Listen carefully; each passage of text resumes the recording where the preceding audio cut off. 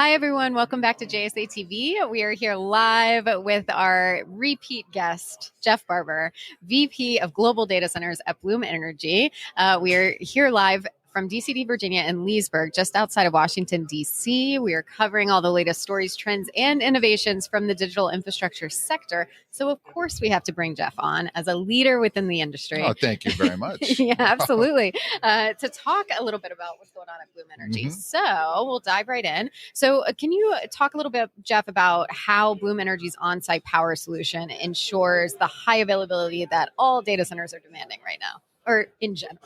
Absolutely. First and foremost, I'm going to say that everybody on this broadcast might see me shivering because I'm right under literally the coldest vent in the world. It's freezing. Yes, no, always my favorite part of every conference is my JSA TV time. Oh. How does Bloom Energy provide reliability? So Bloom Energy is, we've defined before, it's on-site microgrid power. Fuel cells, we derive hydrogen typically from natural gas, but we can also use hydrogen.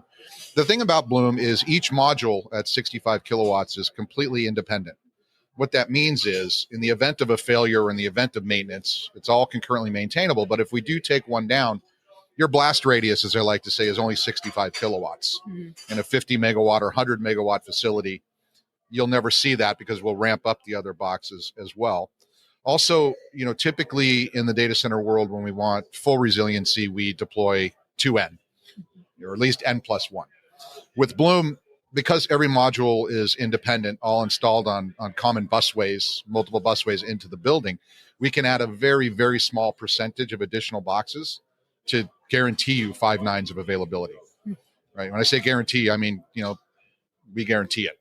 And so that's incredibly unique. You won't get that from any utility. And remember, Bloom is base load power. We're not backup power. We're not a battery. We're base load power. So if you look at the utilities compared to Bloom, or you look at other sources like combustion compared to Bloom, it's our incredible redundancy that's built into the system that gives us that resiliency. Excellent. And then also we want to talk a little bit about, as GPUs consume more power, what are the benefits of using Bloom Microgrid for performance, reliability, sustainability in data centers? That's a big question. That's a good question. Thank you for saying Bloom Microgrids, because they're not all created the same. So Bloom has been deploying microgrids for over a decade now. We define a microgrid as something that can operate independent of the utility, even if we're connected to the utility. Bloom offers, of course, islanded microgrid, zero utility, what we'd call, just a microgrid, which is a utility connection.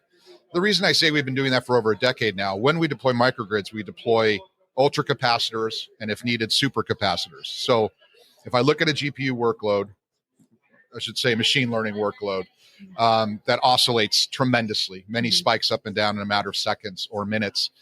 Bloom has a massive amount of capacitance or energy storage between the fuel cell and the building. So we're actually able to respond to those oscillations better than utility. That's not something a lot of the market knows about, right? And obviously, because we deploy in increments of 70 or 65 kilowatts, and there is no limit to the upper side. They're each individual modules. We can scale to any amount. So as we see 100 kilowatt racks, 200 kilowatt racks, which I don't know how you're going to cool, but they'll figure it out. There's smart people working on it. Bloom can provide all that power with super capacitors in front of us to respond instantly to any GPU workload.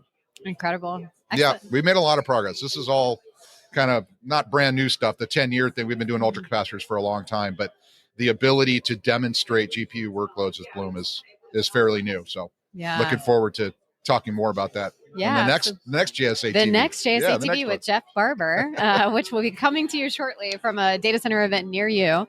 Yes. But as for right now, we are at DCD Virginia, not even wrapping up yet. We've still got a full afternoon. Two. Yeah, full afternoon ahead. Only day 2. Yeah. One thing I noticed about Virginia, there's a lot of data centers here. Yeah. So it's incredible. And they have power problems, but there's a lot of people. This is a great show. Yeah. Great venue, we're so close to Ashburn Data Center Alley right now. Yes. We're just sitting minutes away from it. Yeah. So I could almost walk there. Yeah. It's right down the street. Right. Mm-hmm. Yeah. So couldn't be a better place for us to be having all of these discussions about data center power, energy. So thank you, as always, for joining us on JSA TV. And thank you, viewers, for hanging out with us live from DCD Virginia. Happy networking, everyone. See ya.